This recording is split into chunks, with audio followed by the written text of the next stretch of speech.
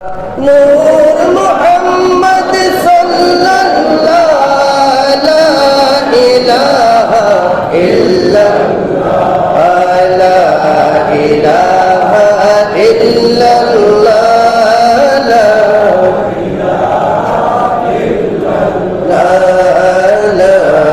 ইলাহা ইল্লাল্লাহ।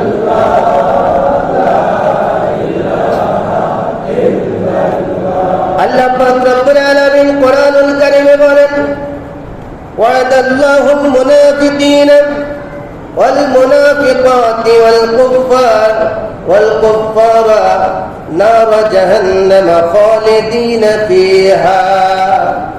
আল্লাহ পাক রব্বুল আলামিন বলেন, আল্লাহ বলেন মুনাফিক নর এবং নারীগণ এবং কাফেরদেরকে জাহান্নামের আগুনের প্রতিশ্রুতি আল্লাহ দিয়েছেন, যার মধ্যে মুনাফিক এবং কাফেররা সব সময় আবাদুল আবাদ হামেশা যে জাহান্নামের মধ্যে থাকবে। যারা মুনাফিক আর যারা কাফের, আল্লাহ একই আয়াতের মধ্যে বলেন, ওয়াদাল্লাহুল মুনাফিকিনা ওয়াল মুনাফিকাতি, মুনাফিক নর এবং নারীদের জন্য আল্লাহ প্রতিশ্রুতি দিয়েছেন, ওয়াল কুফারা এবং কাফেরদের সম্পর্কে আল্লাহ প্রতিশ্রুতি দিয়েছেন, নার জাহান্নাম খালিদিনা ফিহা, জাহান্নামে তারা সদা সর্বদাই আবাদুল আবাদ জাহান্নামের মধ্যে থাকবে। আল্লাহ পাক রব্বুল আলামিন বলেন, হিয়া হাসবুহুম, আর সেটাই তাদের জন্য আমি আল্লাহ যথেষ্ট করেছি। নাউজুবিল্লাহ বলেন, জোরে বলেন না নাউজুবিল্লাহ। আল্লাহ জাহান্নাম কি কাফের এবং মুনাফিকদের জন্য আল্লাহ বলেন আমি কঠিন ভাবে জাহান্নাম সৃষ্টি করেছি তাদের জন্য।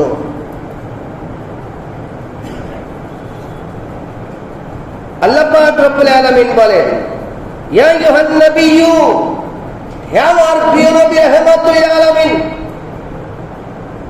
অদৃশ্যের সংবাদদাতা নবী, জাহিদিল কুফার ওয়াল মুনাফিকিন, আপনি মুনাফিক এবং কাফেরদের বিরুদ্ধে যুদ্ধ করুন।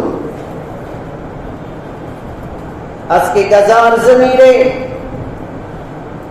ফিলিস্তিনের জমিনে আমাদের একটা কাফেলা গিয়েছে ফিলিস্তিনের জমিনে। আমাদেরই ভাই এই মাসের 8 তারিখে ফজর নামাজ বাইতুল আকসা মসজিদে আদায় করেছে, আলহামদুলিল্লাহ। ফিলিস্তিন যে এরিয়াটা, সেখানে বর্তমানে যুদ্ধ নাই, সেখানে যুদ্ধ তো আগেই করে ফেলেছে, আগে তো সব শেষ করে ফেলেছে। এবং গাজার যে সীমানা, যেটা আমরা শুনেছি, আমাদের সাথে কথা হয়েছে, গাজার যে ওইখানে ঢোকার জন্য কোনো অনুমতি নাই, ওখানে ঢুকতে দেয় না। আর ফিলিস্তিন আমাদের দেশে তো দেখা যায় ভালো মানুষও ভিক্ষা করে, ঠিক কিনা বলেন? ভালো মানুষ আসে না, মসজিদের মধ্যে আইসা বলে, হুজুর আমার জন্য একটু বলবেন। অথচ দেখা যায় ওই লোকটা যদি সে কাজ করে তাহলে দৈনিক 500-1000 টাকা কাজ করতে পারে, ঠিক কিনা বলেন? এমনও মানুষ আমাদের সমাজে আছে যাদের পেশা হয়ে গেছে ভিক্ষা করা।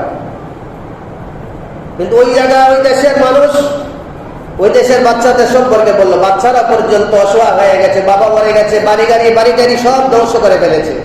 এখন তারা ফিলিস্তিনের বর্তমানে যে আকসার এরিয়াটা, সেখানে বাচ্চারা পর্যন্ত এত অসহায় হওয়ার পরেও ভিক্ষা করে না।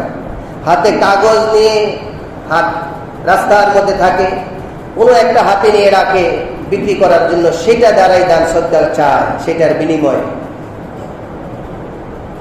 কিন্তু এমনিতে ভিক্ষা করে না, বলেন না সুবহানাল্লাহ।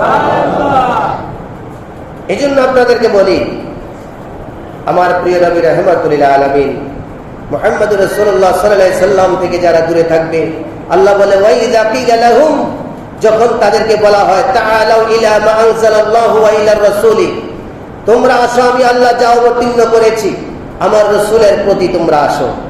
আমার রসুলের কাছে আসো, আমার রসুলের আমার নবীজির নিকটে আসো। আল্লাহ বলে রাআইতাল মুনাফিকিনা, আপনি তখন মুনাফিকদেরকে দেখবেন, ইয়াসুদ্দুনা আনকা সুদুদা, তারা আপনার থেকে তাদের মুখ ঘুরিয়ে নিয়েছে, তাদের সিনাটা আপনার থেকে ঘুরিয়ে নিয়েছে। আপনাকে তারা ভালোবাসে না, আপনাকে তারা পছন্দ করে না, আপনাকে তারা মহব্বত করে না, অথচ তাদের জবানে আছে লা ইলাহা ইল্লাল্লাহ মুহাম্মদ রাসূলুল্লাহ, যদিও তারা পড়ে, মূলত মুহাম্মদ রাসূলুল্লাহর মহব্বত তাদের অন্তরে নাই। সেটা রব্বুল আলামিন কোরআনুল কারীমে ঘোষণা দিয়েছেন। যারা মুনাফিকরা সবসময় আমার নবীজি থেকে দূরে থাকবে, নবীজির শান আজমত থেকে দূরে থাকবে।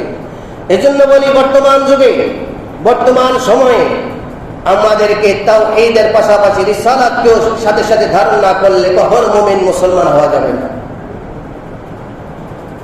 আল্লাহর সাথে আল্লাহর পাশাপাশি আমার নবীকে যে সিফাতগুলো দিয়েছে, কমপ্লিট ভাবে আমার নবীকে মানার মতো মানতে হবে। আমরা রবের দরবারে শুকরিয়া আদায় করি, আল্লাহর দরবারে।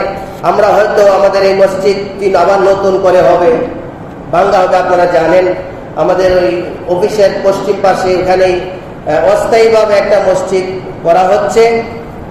আল্লাহর হাবিব সাল্লাল্লাহু আলাইহি সাল্লাম বলেছেন, ক্বালা মান বানা লিল্লাহি মসজিদান সগীরান কানা আও কাবীরান বানাল্লাহু বাইতান ফিল জান্নাহ। জোরে বলুন সুবহানাল্লাহ।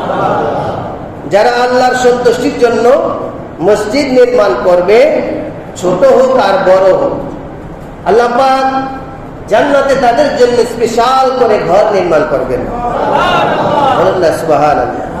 হয়তো আমরা এই মসজিদে, বর্তমান মসজিদে আমরা হয়তো আর 1-2 জুমা আদায় করতে পারি, তারপর থেকে আমরা ওখানে, আপনারা সবাই জানবেন, আমরা অফিসের পশ্চিম দিকে, আমরা নেজারত শাখার পশ্চিম পাশে, ওইখানে আমাদের অস্থায়ীভাবে মসজিদ হচ্ছে। আল্লাহ পাক আমাদের সকলকে